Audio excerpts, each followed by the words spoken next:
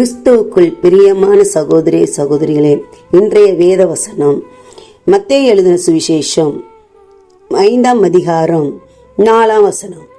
துயரப்படுகிறவர்கள் பாக்கியவான்கள், அவர்கள் ஆறுதல் அடைவார்கள்.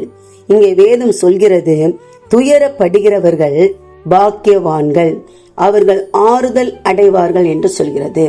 இன்ற காலகட்டத்துல இன்னைக்கு நிறையருடைய வாழ்க்கையில துயரம் வந்துருச்சுன்னா, கஷ்டம் வந்துருச்சுன்னா, நம்ம ஆண்டவரை கேட்கிற ஒரே கேள்வி என்னன்னா, எனக்கு ஏன் இந்த துயரம் வந்துருச்சு, நான் என்ன செஞ்சேன், எனக்கு ஏன் ஆண்டவர் இந்த வாழ்க்கையில துயரத்தை அனுபவிச்சார் அப்படின்றத நம்ம கேட்கிறோம்.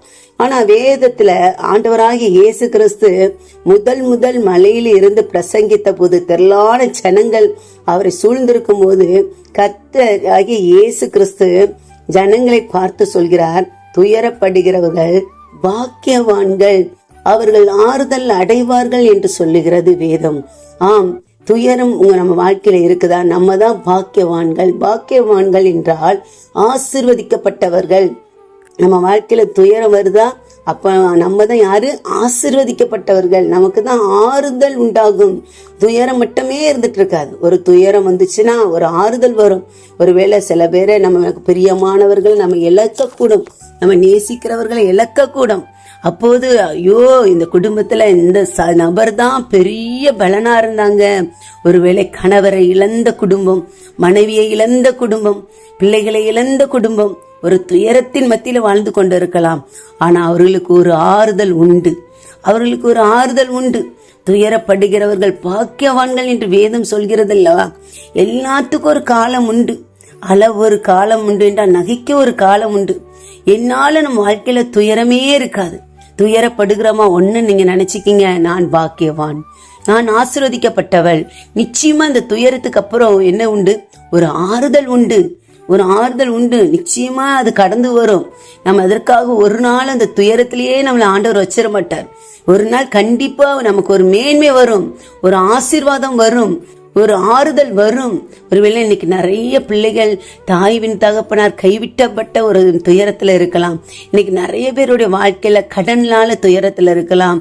ஒருவேளை பிசினஸ் தோல்வினால ஒரு துயரத்துல இருக்கலாம்.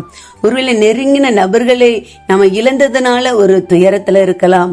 ஆனா அந்த துயரம் எல்லாம் நம்ம வாழ்க்கையில நிரந்தரம் இல்லை. அந்த துயரத்துக்கு பின்பு ஒரு ஆறுதல் உண்டாகும். உங்களை ஆறுதல் படுத்துகிற இயேசு கிறிஸ்து உங்க வாழ்க்கையில இருக்கும்போது நீங்க உங்க வாழ்க்கையில என்ன துன்பம் துயரம் வந்தாலும் ஒன்று நீங்க நினைச்சுக்கீங்க, நான் ஆசீர்வதிக்கப்பட்டவள், நான் ஆசீர்வதிக்கப்பட்டவர்கள் சொல்லலாமா? அதனால இந்த நாள்ல கூட நம்ம ஆண்டவருடைய சமூகத்திலே நம்மளை அர்ப்பணித்து சோமனும், ஆண்டவரே என் வாழ்க்கையில துயரப்படுகிற பாக்கியவான்கள் சொன்னீங்க, அவர்கள் ஆறுதல் அடைவார்கள் சொன்னீங்க. இந்த நாள்ல கூட எங்க வாழ்க்கையில துயரத்துல நான் மத்தியில இருக்கிறேன், என்னை நீங்க ஆறுதல் படுத்துங்க சொல்லலாமா? அன்புள்ள ஏசப்பா, இந்த நாள்ல கூட அப்பா இதை கேட்கிற அப்பா சகோதர சகோதரிகளுடைய வாழ்க்கையில துயரப்படுகிறவர்கள் பாக்கியவான்கள் சொன்ன வசனத்தின்படி ஒவ்வொருவரையும் நீங்க ஆறுதல் படுத்துங்க, தேறுதல் படுத்துங்க. ஒரு தாய் தேற்றுவது போல ஒவ்வொருவரையும் நீங்க தேற்றுங்கப்பா. ஒவ்வொரு குடும்பத்துல தெய்வீக சமாதானம், சந்தோஷம், அன்பு உண்டாகட்டும். இயேசுவின் நாமத்தில் ஜெபிக்க